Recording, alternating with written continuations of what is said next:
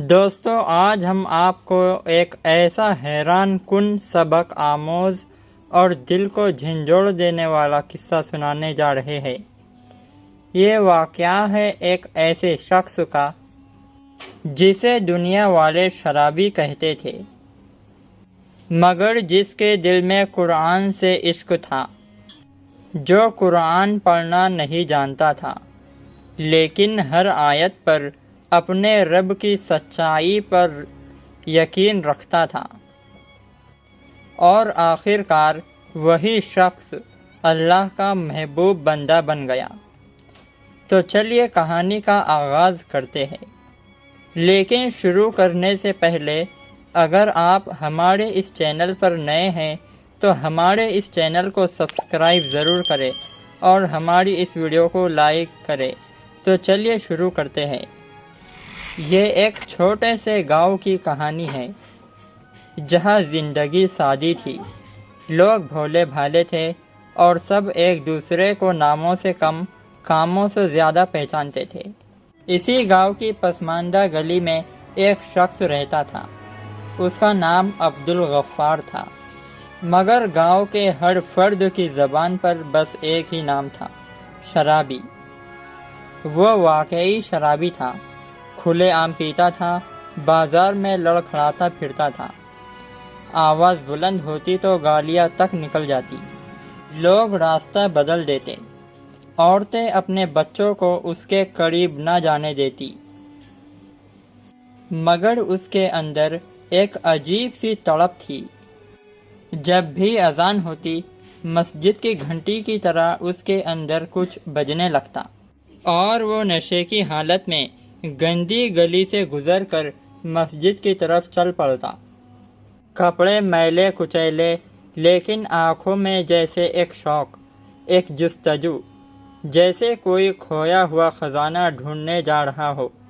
مسجد میں داخل ہوتا تو کئی نمازی اسے عجیب نظروں سے گھورتے، امام صاحب کبھی ناگواری سے اسے گھورتے، کئی نمازی تو نماز کے بعد چپکے سے کہتے، یہ ناپاک تو مسجد کو بھی گندا کر رہا ہے، لیکن وہ کچھ نہ کہتا، نہ ان کی باتوں کا جواب دیتا، نہ نظر ملاتا، بس خاموشی سے سب کے پیچھے کھڑا ہو جاتا اور جیسے تیسے امام کی نقل کرتے ہوئے نماز مکمل کرتا۔ نماز کے بعد اس کا اصل عمل شروع ہوتا۔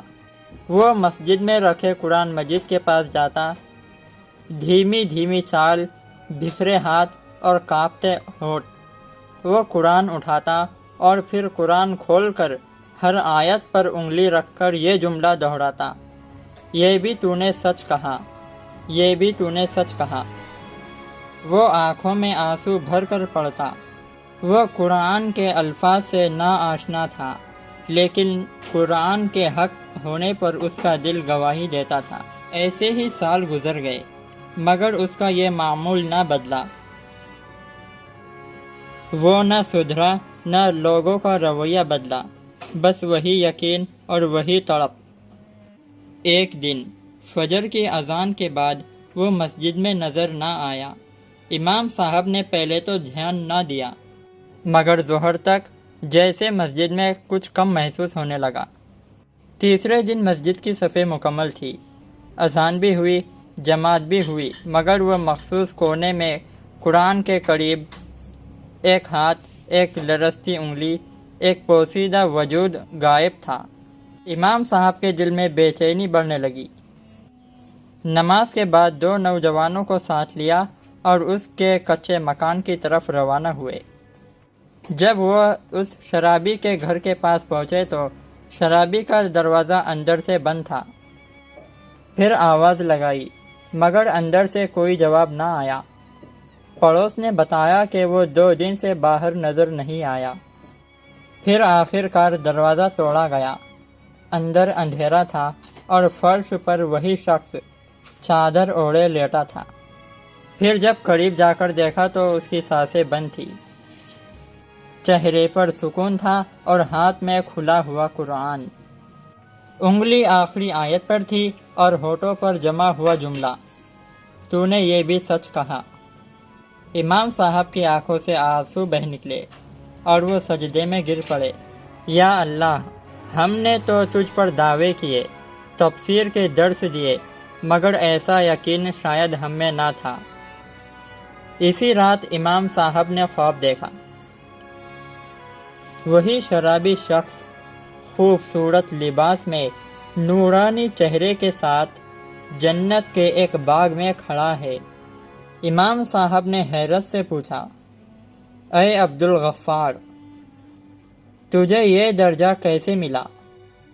وہ مسکرایا اور آنکھوں میں آنسو لیے بولا، امام صاحب، میرا علم نہیں تھا،